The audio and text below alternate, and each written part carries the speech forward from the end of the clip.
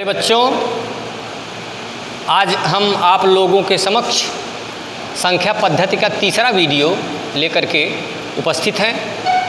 इसके पहले आप लोग पिछले दो वीडियो में जो पढ़े हैं उसको मैं थोड़ा सा आप लोगों को बता देना चाहूँगा। संख्या पद्धति में आपने जो पढ़ा है प्राकृतिक संख्या, पूर्ण संख्या, पूर्णांक, परिमेय, अपरिमेय संख्या, और इन्हीं सब संख्याओं को हमने आपको बताया था वास्तविक संख्याएं। परिमेय संख्या में उनके गुण क्या हैं, परिमेय संख्याओं को किस प्रकार से संख्या रेखा पर प्रदर्शित किया जाता है, अपरिमेय संख्या को किस प्रकार से प्रदर्शित किया जाता है, इस प्रकार की चर्चा हम लोग पहले ही कर चुके हैं। आज हम आपको यह बताने जा रहे हैं कि वास्तविक संख्याओं का दशमलव प्रसार किस प्रकार का होता है। तो बच्चों, वास्तविक संख्याओं का दशमलव प्रसार पढ़ने के लिए सबसे पहले हम आपको यह परिचित करा देना चाहेंगे कि इसमें आपको क्या क्या पढ़ना है। तो देखिए, वास्तविक संख्याओं का दशमलव प्रसार जो होता है वह दो प्रकार का होता है, या तो शांत होगा और या तो अशांत होगा।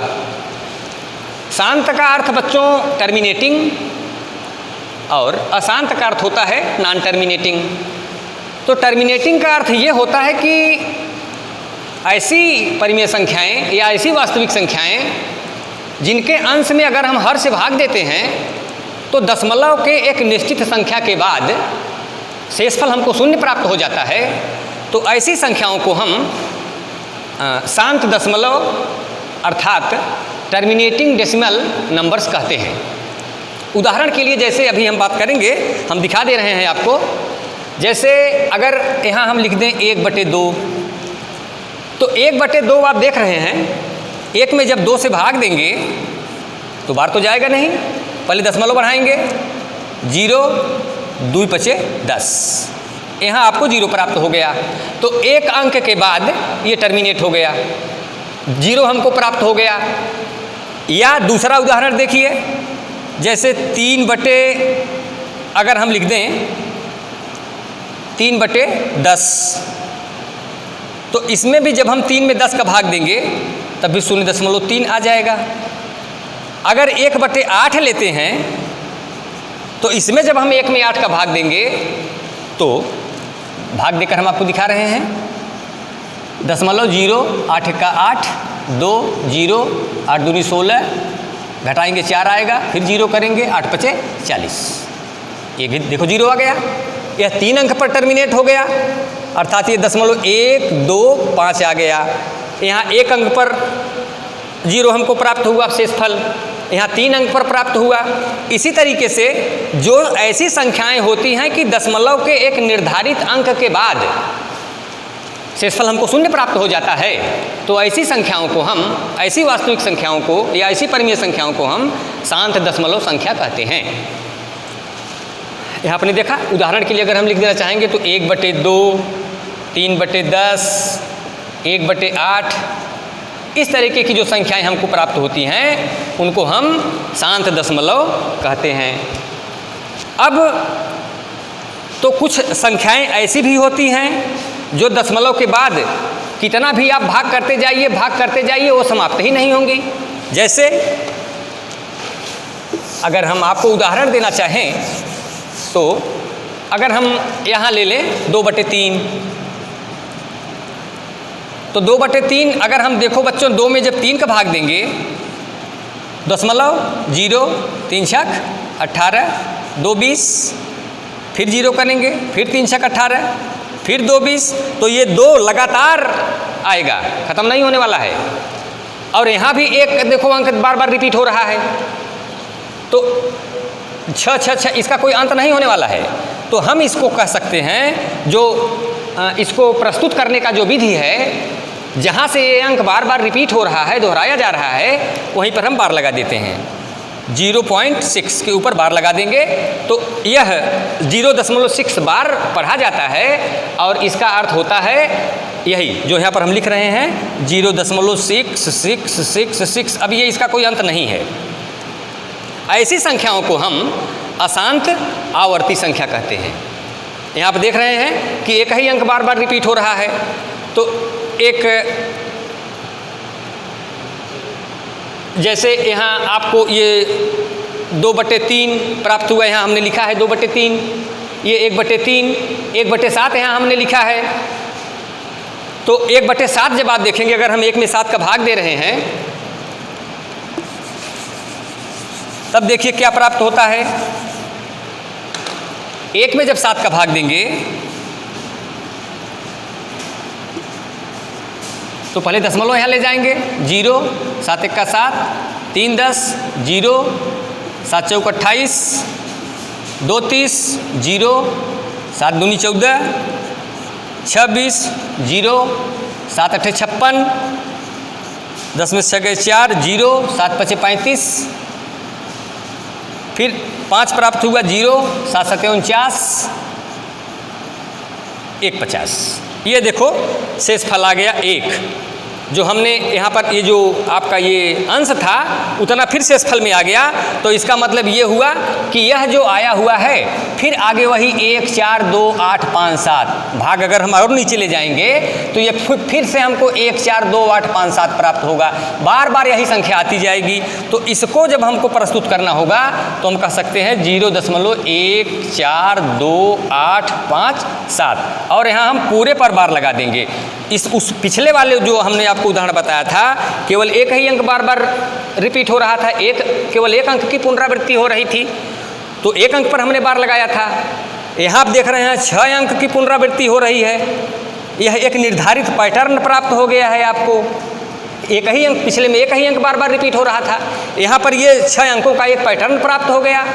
तो चाहे जो अभी अभी हमने बताया वो या ये दोनों प्रकार की संख्याएं जो हैं अशांत आवर्ती कहलाती हैं।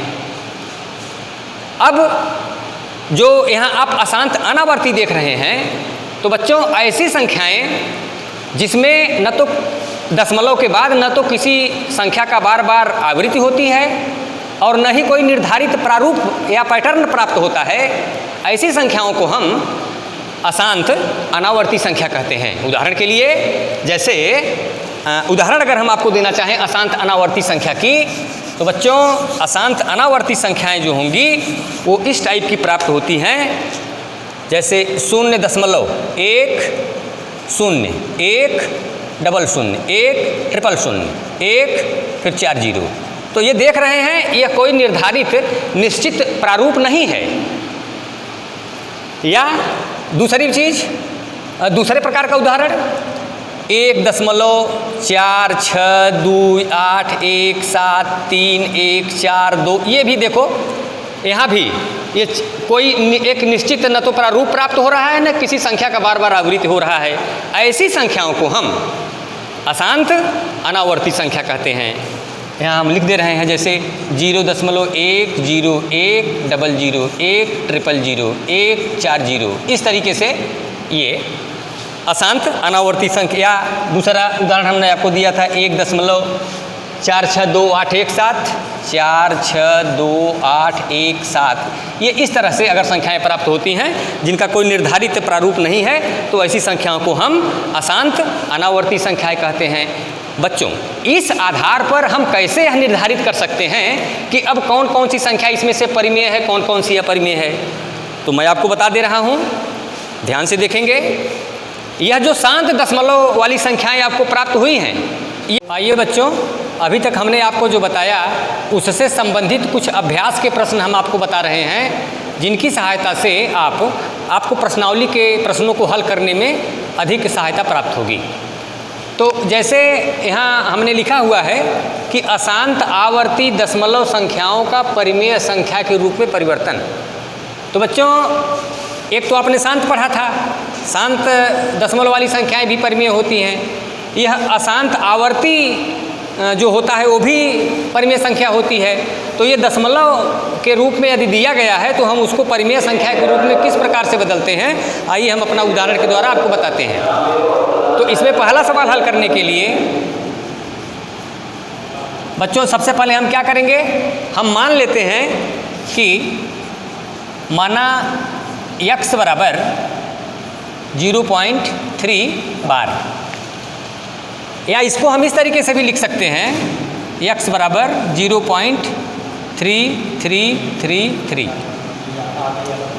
ये इसी तरीके से, चूँकि ये बार 3 बार जो है यह बार बार आवर्ती संख्या है, बार बार रिपीट होगी, तो इसका अंत मतलब होगा नहीं और इसको हम समीकरण 1 मान लेते हैं। अब चूँकि ये 3 हमको इस तरफ लाना है, दशमलव के इस तरफ लाना है, तो देखने से ही आपको स्पष्ट है कि अगर हम 10 से गुणा कर दे रहे हैं तो यह 3 एक अंक घिसक करके इधर चलाएगा।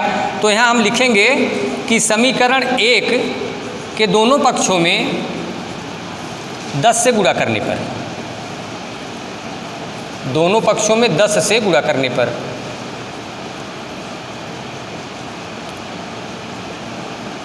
दोनों पक्षों में गुणा करेंगे तो जब x में 10 का गुणा करेंगे तो वो 10x हो जाएगा, बराबर इसमें जब आप 10 का गुणा करेंगे तो यह 3, फिर यहाँ तुरंत दशमलव आ जाएगा, क्योंकि 10 का गुणा करेंगे तो एक अंक इसको दाहिने तरफ जाएगा दशमलव खिसक करके, फिर इधर 3 3 3 3 ये संख्या बच गई। क्योंकि हमको यही करना था कि दशमलव के दाहिने तरफ जो भी संख्याएं बचेंगी वो समीकरण 1 और समीकरण 2 का समान होगा, तभी हम घटाने पर उसको समाप्त कर सकते हैं और वो ही चीज़ बचेगा जो हमको करना है। तो बच्चों ये समीकरण 2 में से समीकरण 1 को घटाते हैं। यहाँ हम लिखेंगे कि समीकरण